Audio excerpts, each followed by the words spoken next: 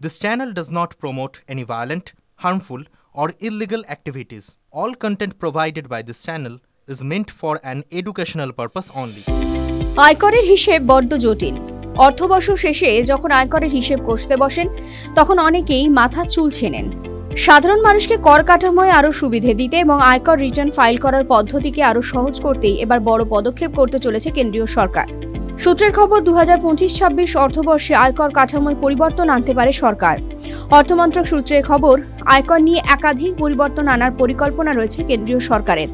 এর মধ্যে বেশ কিছু বিষয়ে কাজও শুরু হয়ে গিয়েছে। জানা যাচ্ছে, আয়কর কাঠামোকে সহজ করা, ব্যবসা বাণিজ্যে কর ছাড় সহ একাধিক পদক্ষেপ গ্রহণ করা হতে পারে। সাধারণত কোনো ব্যক্তি আয়কর জমা দিতে 2 থেকে 3 ঘন্টা সময় নেয়, আবার অনেকের ক্ষেত্রে 1 থেকে 2 দিনও সময় পেরিয়ে যায়। ছোট কোম্পানিগুলির আয়কর রিটার্ন ফাইল করতে 1 সপ্তাহ সময় লাগে, মাঝারি মাপের সংস্থার 10 দিন সময় লাগে, বড় সংস্থাগুলির 1 মাসও সময় লেগে যায় আয়কর রিটার্ন ফাইল করার ক্ষেত্রে। জিএসটি রিটার্নের ক্ষেত্রেও ওই সমস্যাতেই পড়তে হয়।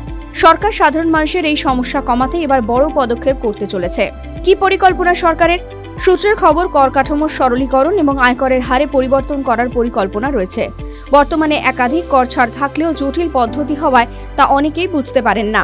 আয়করের এই ব্র্যাকেটই আরও সহজ করার পরিকল্পনা রয়েছে সরকারের। TV9 Bangla digital.